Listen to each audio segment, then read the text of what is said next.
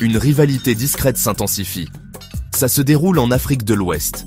Le Maroc puis l'Algérie, c'est les joueurs principaux.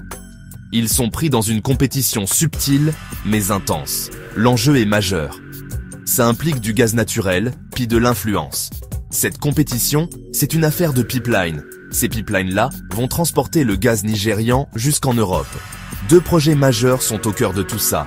Un est mené par le Maroc, le gazoduc Nigeria-Maroc, GNM. Ce pipeline-là longerait la côte atlantique. L'autre projet est plus vieux, mené par l'Algérie, le gazoduc transsaharien, GTS. Ce pipeline-là traverserait le vaste désert. Les deux promettent de l'énergie, de la richesse, puis du pouvoir.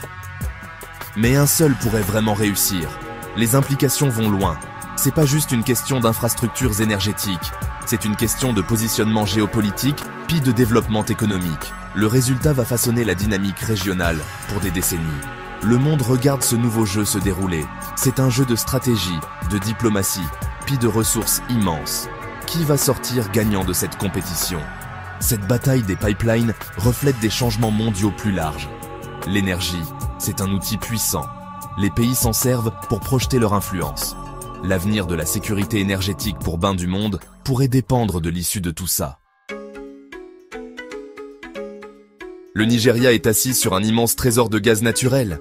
Il possède des réserves parmi les plus grandes au monde.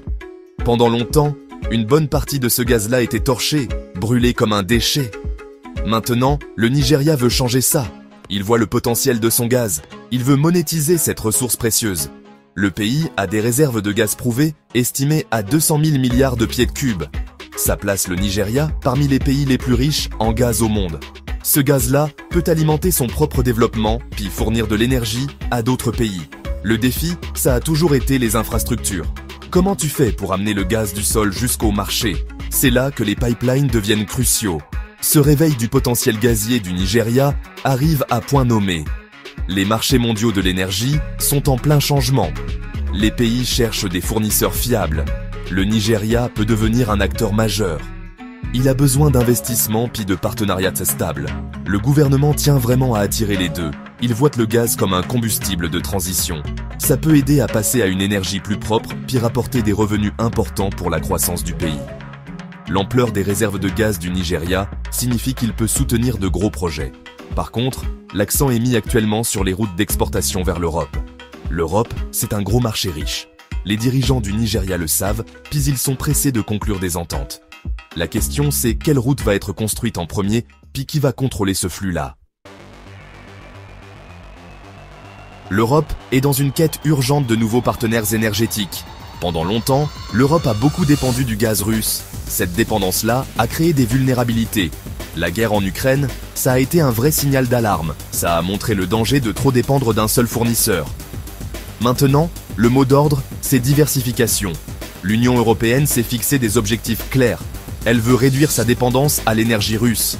Elle veut trouver d'autres sources de gaz naturel. C'est pas facile. Le gaz, c'est essentiel pour chauffer les maisons, puis alimenter les industries. Trouver de nouveaux fournisseurs stables, ça prend du temps puis des investissements massifs en infrastructure. Ça inclut de nouveaux pipelines puis des terminaux pour le gaz naturel liquéfié, GNL. Le gaz africain devient pas mal intéressant. Des pays comme le Nigeria, le Sénégal puis la Mauritanie ont de grosses réserves. Ils sont géographiquement plus proches que d'autres options. Des pipelines venant d'Afrique peuvent offrir un lien direct, puis ça donne une certaine sécurité énergétique. L'Europe regarde donc vers le sud, discute avec les pays africains, puis explore de nouveaux partenariats énergétiques. C'est un virage stratégique qui va avoir des conséquences à long terme. Le besoin, c'est pas juste de remplacer le gaz russe. C'est aussi une question du futur mix énergétique. Le gaz naturel est vu comme un combustible de transition. C'est plus propre que le charbon, puis ça peut appuyer les sources d'énergie renouvelables. L'Europe a besoin de partenaires fiables pour cette transition-là. Puis les pays africains sont prêts à répondre à l'appel.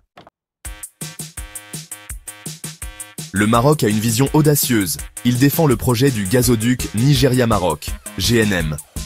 C'est un projet ambitieux. Le pipeline proposé s'étendrait sur plus de 5600 km le long de la côte ouest africaine. Partant du Nigeria, il passerait par plusieurs pays, dont le Bénin, le Togo, le Ghana, puis la Côte d'Ivoire. La destination finale, c'est le Maroc.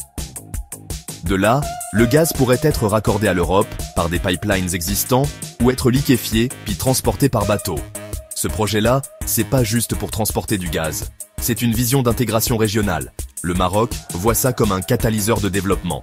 Ça amènerait de l'énergie à ben des pays d'Afrique de l'Ouest. Puis ça transformerait leurs économies. Le GNM est conçu pour transporter environ 30 milliards de mètres cubes par an. C'est un volume important.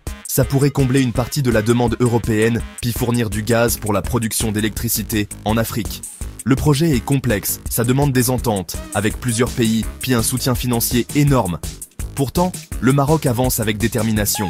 Le Maroc veut se positionner comme un carrefour énergétique, puis renforcer ses liens avec l'Afrique de l'Ouest. Ce pipeline-là, c'est un outil de diplomatie économique. Ça s'inscrit dans la stratégie africaine plus large du Maroc. Le roi Mohamed VI a été très actif pour le promouvoir. Il voit ça comme un projet de paix, de stabilité, puis de prospérité partagée.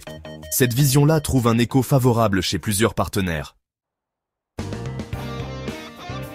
Le gazoduc Nigeria-Maroc offre ben des avantages.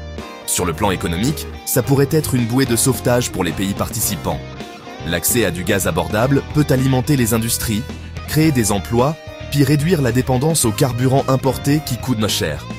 Pour le Nigeria, ça veut dire un nouveau marché stable pour son gaz. Pour le Maroc, ça veut dire la sécurité énergétique puis des frais de transit. Ça veut aussi dire devenir un acteur clé dans la distribution d'énergie régionale. Sur le plan diplomatique, le GNM est un outil puissant. Le Maroc s'en sert pour bâtir des alliances puis renforcer ses relations en Afrique de l'Ouest. Le projet exige une coopération étroite entre les pays, ce qui favorise un sentiment de destin commun. En défendant un projet d'une telle envergure, le Maroc renforce son influence régionale. Il se présente comme un partenaire fiable, puis un leader du développement africain. C'est du soft power en action. Les efforts diplomatiques du Maroc ont été méticuleux, avec de nombreuses rencontres de haut niveau, puis des protocoles d'entente avec plusieurs pays. La Banque africaine de développement, puis des institutions financières islamiques sont aussi impliquées. Cette large coalition donne de la crédibilité au projet, puis démontre une volonté collective de réussir. Le Maroc tisse habilement un réseau de soutien, ce qui est crucial pour une entreprise aussi complexe. GAP 2S. Le pipeline pourrait aider à stabiliser la région. Le développement économique peut réduire la pauvreté, puis s'attaquer à certaines causes profondes de l'instabilité.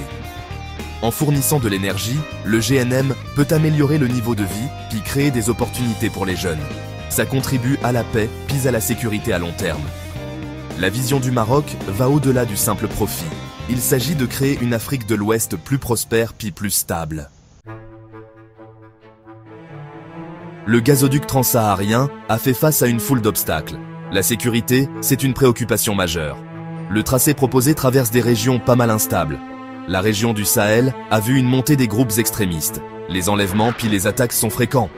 Protéger un long pipeline dans un environnement pareil, c'est une tâche monumentale.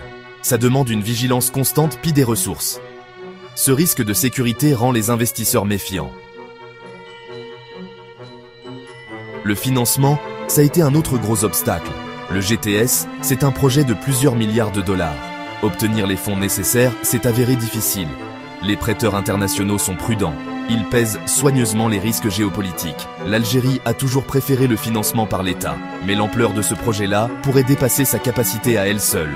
Sans un solide soutien financier international, c'est dur d'avancer.